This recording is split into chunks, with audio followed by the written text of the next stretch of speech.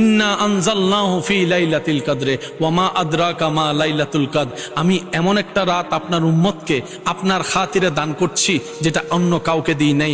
অন্যরা হাজার মাসে ইবাদত করে যে সওয়াবের পাহাড় বানাবে, আপনার উম্মতকে লাইলাতুল কদরের মতো একটা রাত দেওয়া হয়েছে। অন্যরা হাজার মাসে যা পারে নাই, আপনার উম্মত এক রাতেও তা কামাই ফেলতে পারবে। সুবহান। নবী বলে যে আল্লাহ, আপনার দয়ার তো কোনো সীমা নাই, আরো দেন না, আরো দেন না। আপনার দিলে কি কমে? আপনি আরো দেন না। আল্লাহ পাক বলে যে হাবিব, আপনাকে দিব না তো কাকে দিব? ইন্না আতাইনা কাল কাউসার, কাউকে দিই নাই, আমি আল্লাহ আপনি নবীকে দান করেছে। সুবহানাল্লাহ। ওয়া আরসালনাকা ইল্লা রাহমাতাল লিল আলামিনের চাদর আমি আল্লাহ কাউকে দিই নাই হাবিব, আপনি নবীকে দান করেছি। কারণ অন্যরা নবীউল্লাহ, অন্যরা রাসূলুল্লাহ, কেউ খলিলুল্লাহ, আপনি তো আমার হাবিবুল্লাহ, আপনি তো আমার হাবিবুল্লাহ। কেউ আমার দেখার তালাশে আছে, আর আমি আল্লাহ আপনাকে সুবহানাল্লাযী আসরা বিআবদিহি লাইলাম মিনাল মসজিদিল হারাম ইলাল মসজিদিল আকসা, আমি আল্লাহ আপনাকে মক্কা থেকে মেরাজ করে লা মকানে নিয়ে এসেছি, লা মকানে নিয়ে এসেছি। সবাই থাকবে নফসি নফসি স্লোগানে, আপনি সেই দিন থাকবেন উম্মতি উম্মতি স্লোগানে। সবাই থাকবে দাঁড়িয়ে, আমি আল্লাহ আপনার জন্য মাকামে মাহমুদের আসনের ব্যবস্থা করে রেখেছি। হাবিব, আমি আল্লাহ আপনি নবীকে নারাজ করব না। হাবিব, আপনি চিন্তা করিয়েন না, যারা আপনার উম্মত তারা বান্দাও তো আমার। আল্লাহ পাক বলে হাবিব, আপনার উম্মতকে বললেন 5 ওয়াক্ত নামাজটা ভালো করে পড়তে, পড়বে 5 ওয়াক্ত। আমি সুপ্রিম কোর্ট থেকে রায় করে দিয়েছি, ডান কাঁধের ফেরেশতা জানে, পড়বে 5 ওয়াক্ত, লেখা হবে 50 ওয়াক্ত। আল্লাহ নবী বলে, আল্লাহ এটা তো আপনার বড় দয়া। আল্লাহ ওই নামাজের বিষয়টা হয়ে গেল, তো ওই হজের বিষয়টা আমার উম্মতের সবার তো টাকা থাকবে না, গরিব থাকবে। আল্লাহ পাক বলে যে আপনি টেনশন করেন না, আপনার উম্মতকে বললেন যাদের সামর্থ্য আছে তারা করতে, সামর্থ্য না থাকলে তাদেরকে আমি প্রশ্নও করব না হাসরের ময়দানে। নবী বলে আল্লাহ তুমি সারে না দিয়েছো, সামর্থ্য না থাকলে তাদেরকে প্রশ্ন করা হবে না। আল্লাহ তুমি চাইলে তো সওয়াবও দিতে পারো, সওয়াবও দিতে পারো। আল্লাহ পাক বলে যে হ্যাঁ পারি তো। আল্লাহ দেন না, আপনি রহমান না, আপনি রহিম না, আপনি দেন না। আল্লাহ পাক বলে হাবিব, আপনার উম্মতকে বলিয়েন শত ব্যস্ততার ভিতরে সময় পেলে মা বাবার চেহারার দিকে মায়ার নজরে একবার তাকাবে, কবুল হওয়া সওয়াবের ব্যবস্থা, হজের সওয়াব আমি আল্লাহ দান করে দিব। আল্লাহু আকবার।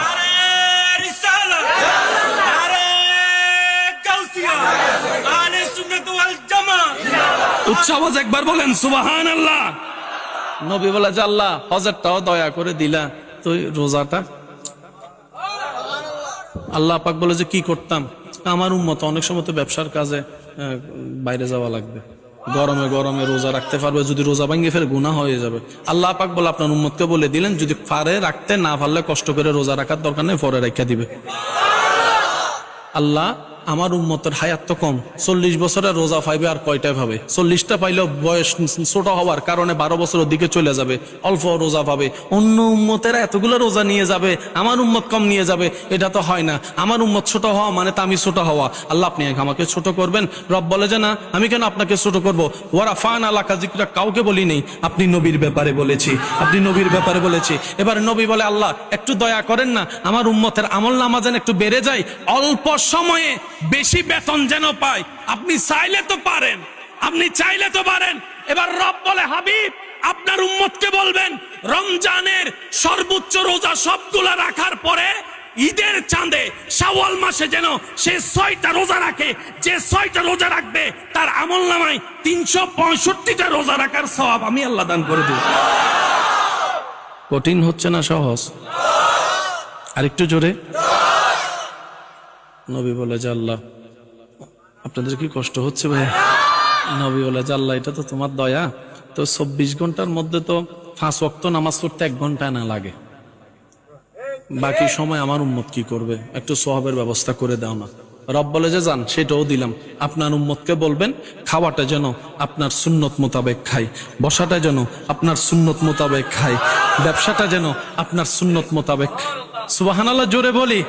হাঁটাটা যেন আপনি নবীর সুন্নতকে অনুসরণ করে, কথা বলা যেন আপনি নবীর সুন্নতকে অনুসরণ করে করে। আপনার উম্মতকে বলবেন প্রত্যেকটা কাজ যেন সর্বোচ্চ চেষ্টা করে আপনার সুন্নতকে অনুসরণ করে, তাহলে কাজে কাজ হয়ে যাবে। আমি আল্লাহ কাজের বিনিময়ে সওয়াবের ব্যবস্থা করে দিব, সওয়াবের ব্যবস্থা করে দিব।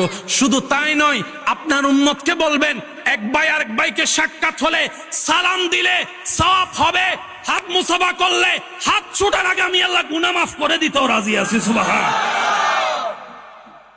নবী বলা আল্লাহ সব তো আপনার দয়া। ঘুমের টাইমটা আমার উম্মত যে ঘুমাই থাকবে 7 ঘন্টা 8 ঘন্টা 9 ঘন্টা, হায়াত তেমন কম 50 বছর 60 বছর, এখানে যদি 8 ঘন্টা ধরে ঘুম চলে যায় হিসাব এটাও বাক করে যাচ্ছে না। আল্লাহ আপনি চাইলে তো এটাও কিছু একটা করে দিতে পারেন, এটাও কিছু একটা করে দিতে পারেন। রব বলে যে আপনার খাতির আমি সেটাও করে দিলাম। আপনার উম্মতকে বলবেন রাত্রে ঘুমানোর আগে যেন একটু কষ্ট করে অজুটা করে নেই, অজুটা করে নেই। অজু করে ঘুমাবে, প্রতিটা নিঃশ্বাসে ডান কাঁধের ফেরেশতা সওয়াব আকারে লিখে ফেলবে। সুবহানাল্লাহ। হাবিব আপনার খাতিরে আপনার উম্মতের জন্য আমি জীবন সহজ করে দিচ্ছি। আপনার উম্মতকে বলবেন ফজরের এশারের নামাজটা পড়ে শোয়ার সময় শুধু নিয়ত করবে আমি ফজরের নামাজটা আল্লাহ চাইলে আদায় করব। ফজর আসার আগ পর্যন্ত ডান কাঁধের ফেরেশতা শুধু নিয়তের সওয়াব লিখবে, নিয়তের সওয়াব লিখবে, নিয়তের সওয়াব লিখবে। পালন করলে তো সওয়াব আছেই আছে, পালন করার আগে ভালো নিয়তের জন্য আমি আল্লাহ সওয়াব দান করব, সওয়াব দান করব, সওয়াব দান করব। এবার নবী বলে যে আল্লাহ আমার উম্মত তো সওয়াবও করবে, বুঝলাম আপনার দয়া, গুনাহও তো কম করবে না। হাঁটতে গুনাহ, বসতে গুনাহ, চোখে গুনাহ, কানে গুনাহ,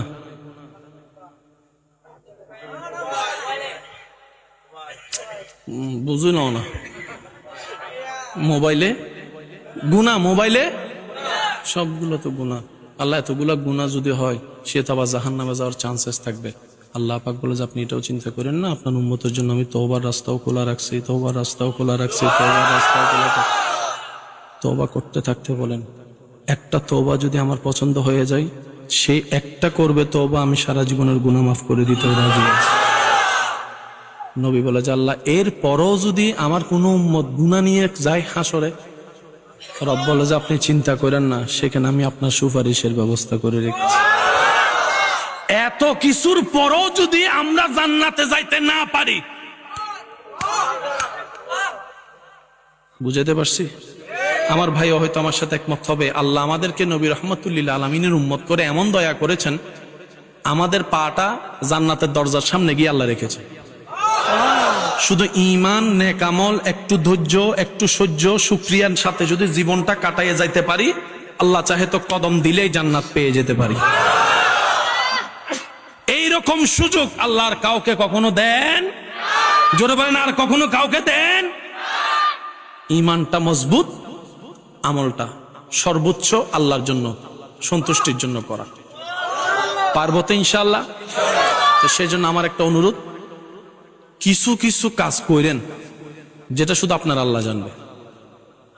এটা আমি সবাইকে বলতেছি, কিছু কিছু কাজ করেন শুধু এটা আপনার এবং আল্লাহর ভিতরে থাকবে। এটা যেন আমরা আর কেউ, যেমন আপনি চাইলে সেটা কাজটা দান দিয়েও করতে পারেন। আপনার পকেটে 2টা টাকা আছে, নাই আর কিছু নেই, 2টা টাকা আছে,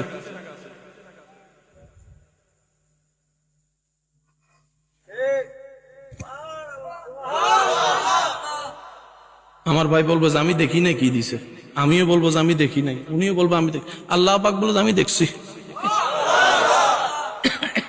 এই 2 টাকা আল্লাহ কবুল করে 2 কোটি টাকার চাইতে বেশি সব চাইলে দিয়ে দিতে পারে। কিছু কাজ আল্লাহর জন্য করেন। যেমন আপনার আত্মীয় স্বজনের মধ্যে কে অভাবী বেশি তাকে একটু খবর নেন, কেউ জানবে না, গোপনে গোপনে তার জন্য প্রত্যেক মাসে কিছু হাদিয়া পাঠাই দেন আল্লাহর খুশির জন্য। এটা যে কি পরিমাণ জমা হবে আপনি কল্পনা করতে পারবেন না।